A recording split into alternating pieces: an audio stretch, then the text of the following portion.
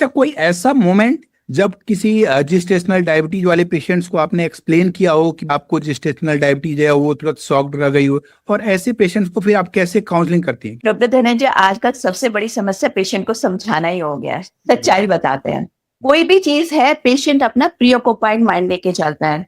हालांकि एआई के जहां हमें फायदे हैं, नुकसान भी हैं। एआई से हमें बेनिफिट तो मिल जाता है, हम पेशेंट को कह देते हैं ठीक है, आपको हमारी बात पे भरोसा नहीं हो रहा, जस्ट गो एंड स्टडी, आप इसे गूगल कर लो, पता चल जाएगा कि हम ऐसा क्यों कह रहे हैं। लेकिन फिर भी पेशेंट को कन्विंस करने के लिए जो मैं तरीका अपनाती हूँ वो यूजुअली HbA1c का अपनाती हूँ। HbA1c क्या होता है कि हमारी प्रेगनेंसी का अगर हम कट ऑफ देखें, जो एक हेल्दी कट ऑफ है, जो हमारे हाई रिस्क प्रेगनेंसी मैनेजमेंट कहते हैं, वो 5 है। 5 से ऊपर अगर किसी भी समय पेशेंट का प्रेगनेंसी में आ रहा है, तो हम पेशेंट को कह देते हैं कि आप हाई रिस्क पर जा रहे हैं, और इसीलिए आपका जो जीसीटी आ रहा है, जो बढ़ा हुआ आ रहा है, ये आपका इससे इनडायरेक्टली कोरिलेट कर रहा है। क्यों?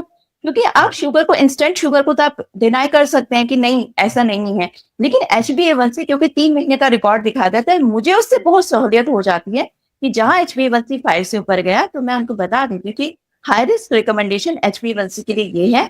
साथ में ये तब पेशेंट थोड़ा सा हमारी बातों से कन्विंस हो जाता है, क्योंकि एक रैंडम ब्लड शुगर पे तो मैंने मोस्टली देखा है डॉक्टर धनंजय, पेशेंट मानने को तैयार ही नहीं होता कि वो जीडीएम की तरफ है, क्योंकि जीडीएम के साथ बहुत सारी चीजें ऐड हो जाती हैं। इसका मीठा खाना बंद हो गया, लाइफ स्टाइल चेंज हो गया, उसके घर वालों से हमने चॉकलेट लेने के लिए मना कर दिया, तो डेफिनेटली मुश्किल होता है। फिर उसके अलावा अगर सपोज करो मुझे लगता है कि पेशेंट फिर भी चीट मील कर रहा है या डाइट प्लान को प्रॉपर फॉलो नहीं कर रहा है, तो हमारा जो 6 टाइम्स ब्लड शुगर है, हम उसकी सहारा लेते हैं कि ठीक है, आप हमारी किसी भी बात से नहीं मान रहे, आप हमें हर 2 हफ्ते पे अपना चार्ट दिखाते रहिए। अगर ये हमारा चार्ट ठीक रहा तो ठीक है, हम आपको अलाउ कर देंगे, लेकिन जहाँ चार्ट गड़बड़ा है वहां आपको रेस्ट्रिक्ट कर देंगे। तो इस बात पे जाके फाइनली मान जाता है पेशेंट कि हाँ, मैं शुगर चार्टिंग करता रहूंगा, जहां मेरा शुगर गड़बड़ होगा आप मुझे टोक दीजिएगा।